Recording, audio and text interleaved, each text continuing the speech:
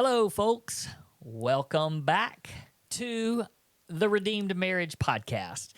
Rusty and Heather Bryant back to start off a brand new summer series. Summer shorts. Summer shorts. That's what Heather's called it. We need a little jingle. No, don't touch any buttons. Stop. Don't touch any buttons. I didn't even reach for them. Your eyes got because real you big. said a jingle. Your eyes got real big and you reached over. Oh. Nope. Summer shorts. Ding, ding, ding, ding, ding, ding, ding. That sounded like Gilligan's Island. Oh, dear. Okay. Oh, it's gonna flag me. Stop. Okay. All right. Summer shorts. Summer shorts. Okay, since this is the first episode of the Summer Shorts series, a little bit of an explanation. You want to explain? Oh, why do you look at me with big eyes? Do you want me to explain? Yeah, sure. I'll explain. So, summer shorts, we decided that we were going to take some questions from you guys. And we're calling it summer shorts because it may not take as long to answer some of these questions, but it might.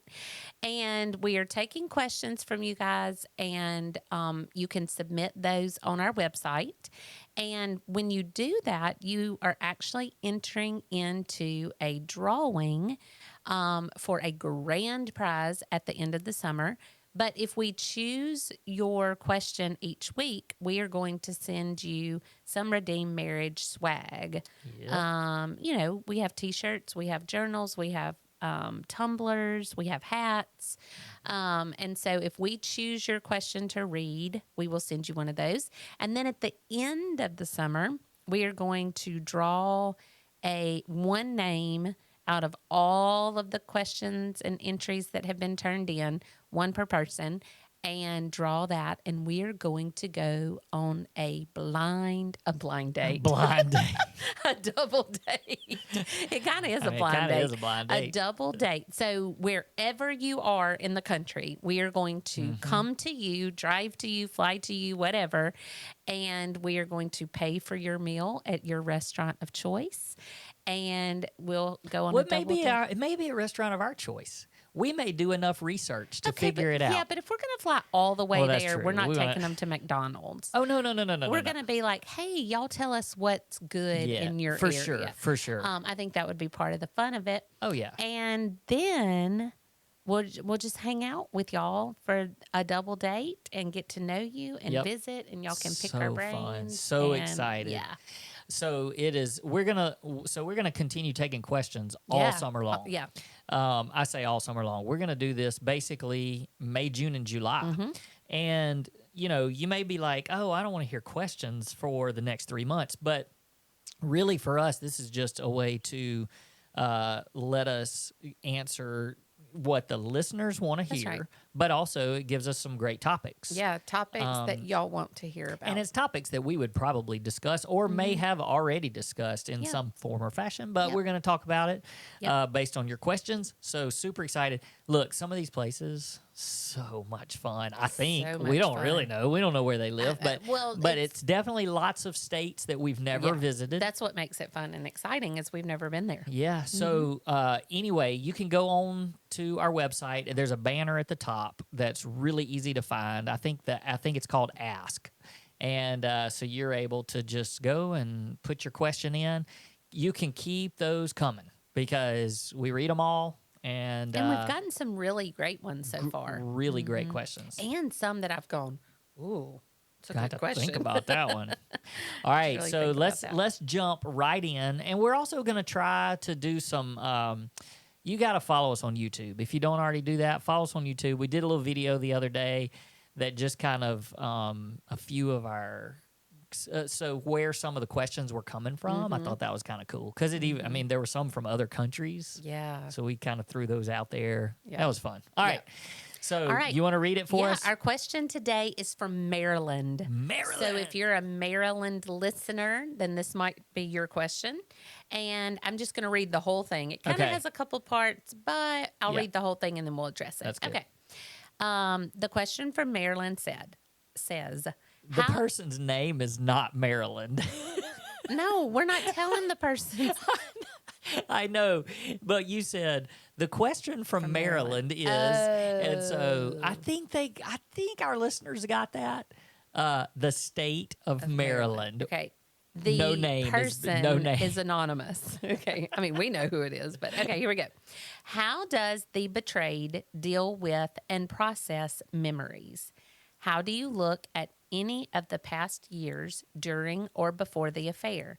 For example, I just saw your wedding picture posted and I struggle with viewing mine as happy. Also, my husband's affair lasted about 5 years, so I have so many memories to quote unquote file in a new and horrible light. I loved how it was paraphrased. No, I loved how it was phrased as a file cabinet, getting the files tossed and put back together. So I know you sort of answered those, but I feel like I still just don't know. Great question from Maryland, Yes. not the person, Right. Maryland, the state. Okay, so yeah, this was actually a really, really good question. So a couple of things to just for backstory. First of all, we posted a picture of our wedding this week. I mean, a wedding picture because I was actually over at your parents' house doing something, and I was just walking down the hall, and all of our picture, like your sister's wedding pictures up there, our wedding picture, and I was like, oh, because we don't have, obviously that's not hanging around in Right. our house. So I just snapped a picture of it. And I put it on social media and just was like, hey, look at these the two lovebirds. Yeah. And thank you all for wishing us a happy anniversary. However, it was not our anniversary. That will be coming in July, so you can wish us happy anniversary A again. real anniversary. But that's where this is stemming from. So some of you probably saw our picture on social media this week. So this listener saw that and was like, ooh, what happens when you think back on all those? Right. So they also mentioned the filing cabinet, and that's something that we've talked about on here before because a couple that we were doing marriage coaching for, they sent us a video that good. was very helpful to them. It was about a 6-minute video that just kind of explained how the brain works, and when there's been betrayal, it's almost like a filing cabinet. And your brain has all of these files that are just sort of, they're in order because you understand the past, you understand, up to the present, and then it makes your future safe because you have everything in order. But when there's been a betrayal and there's some mistrust and broken trust, then it's like that filing cabinet just kind of get all the files from that period just get chunked into the air. Right. And so it's like you're just desperately trying to put them back together and put them in just order. Make sense of it.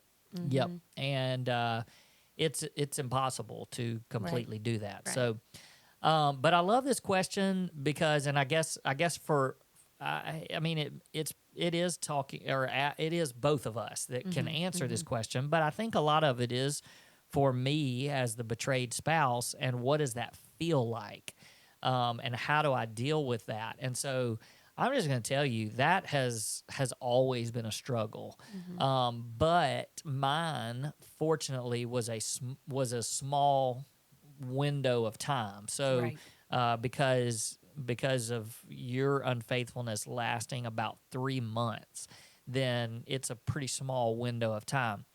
So I kind of have this versus what this listener is asking of 5 years. That's right. And we hear them all. I mean, we hear week-long infidelity, and we hear years and years of infidelity.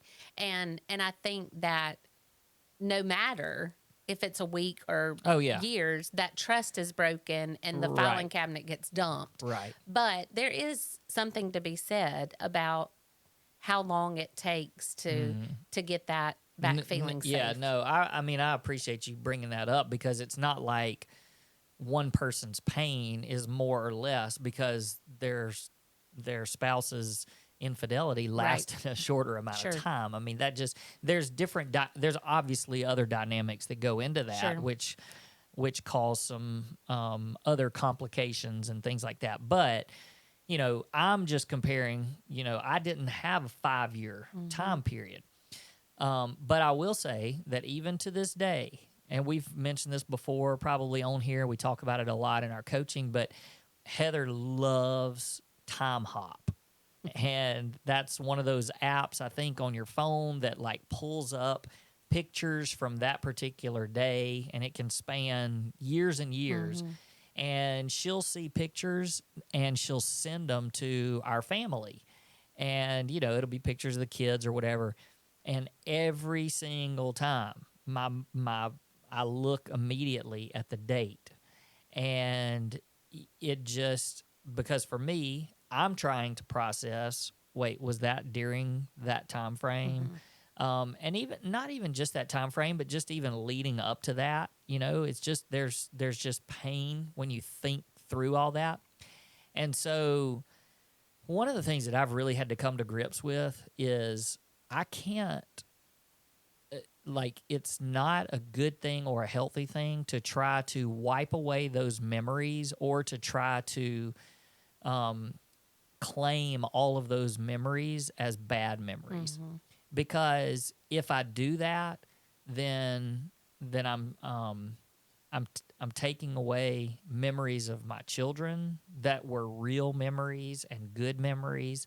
I'm taking away things even with us that I don't want to think of them as bad memories. Now, sometimes we do refer to our life as pre-affair and post-affair, and it's just easier for us to kind of compartmentalize things that way because, pre-affair, we were very different than we are today. Right. And so, the last 13 years, we have created this new marriage. And so our marriage is so completely different than it was pre-affair. But I also believe that if your spouse has chosen to stay with you and and you are fighting for your marriage and your spouse is repentant, I believe that your spouse still loved you during that time. Now, I don't know everybody's story. But for me, I believe that as you were making those terrible decisions and those devastating choices, I believe that you still loved me. And so both of those things can be true at the same time. Although for the betrayed spouse, it's really, really hard to believe that. Because you just constantly are questioning, well, then how could you have done that? Right.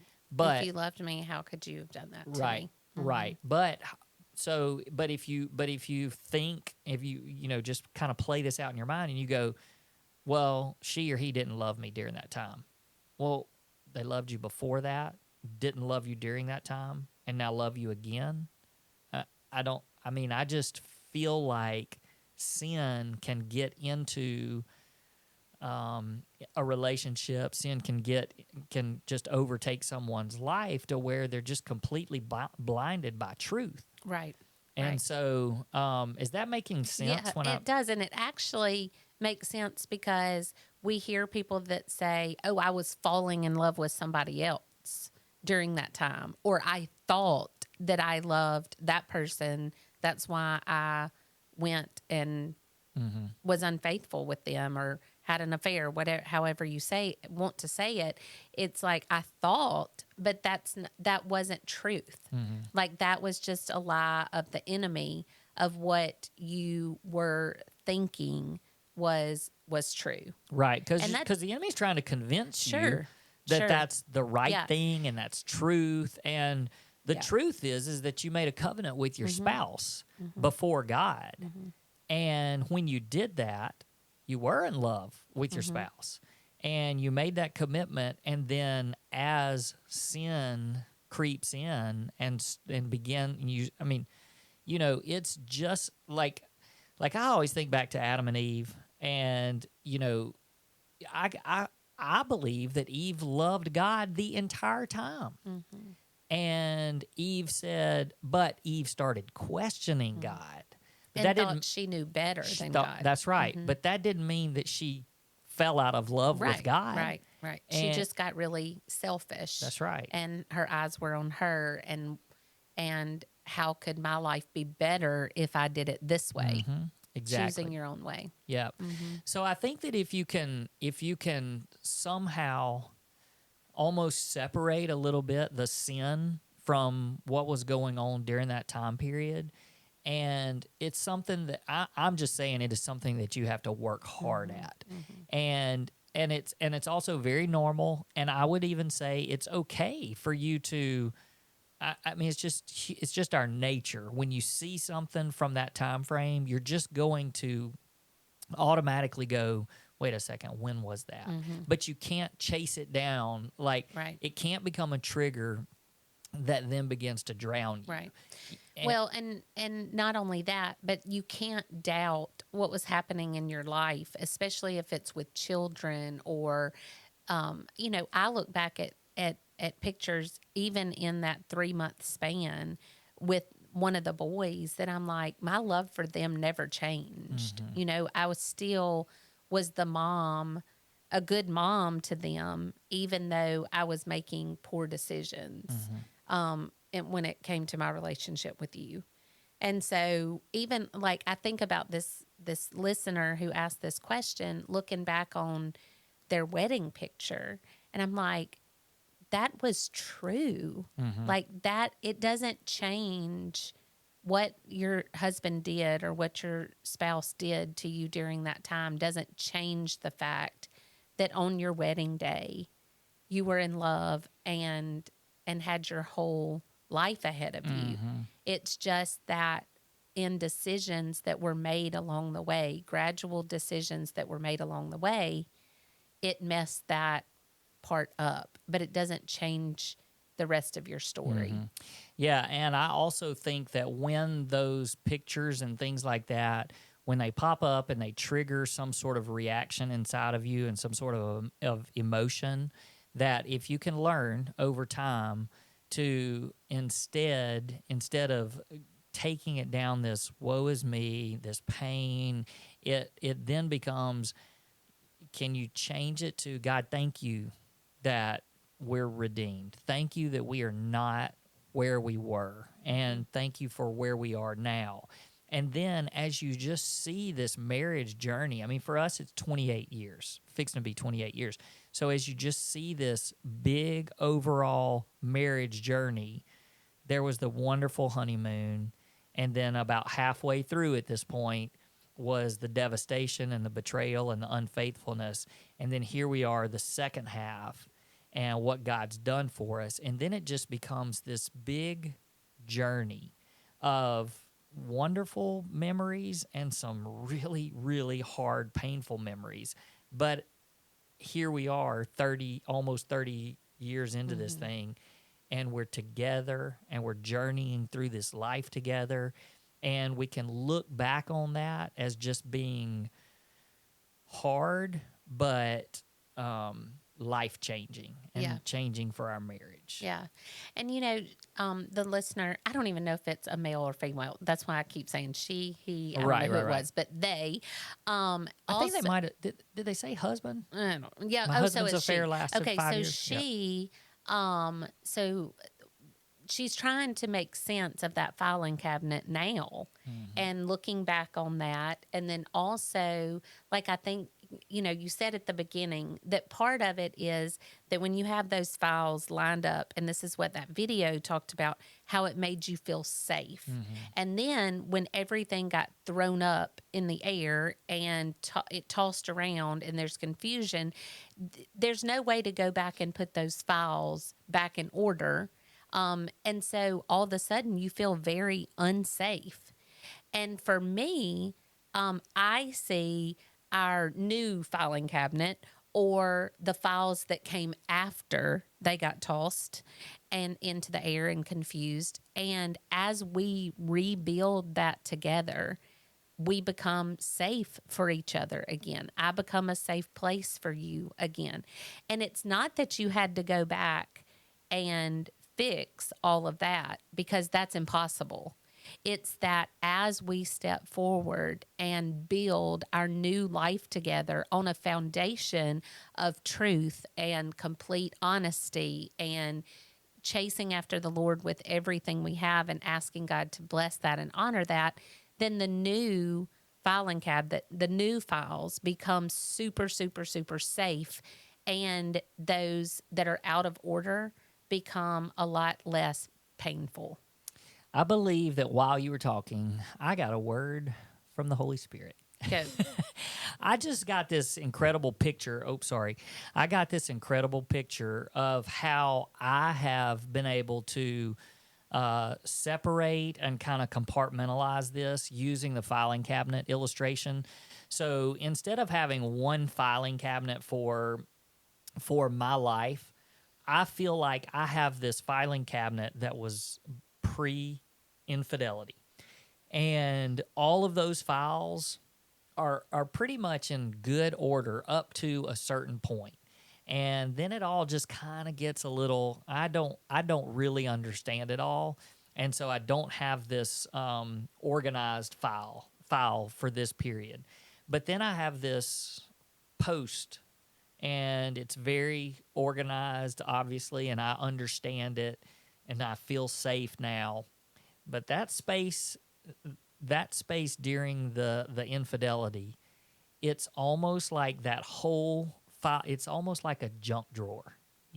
Everybody's got a junk Everybody. drawer, right? Mm-hmm. Okay, and inside that junk drawer, there's some good stuff, but you have to find it. You have to open the junk drawer and you have to dig around inside of it.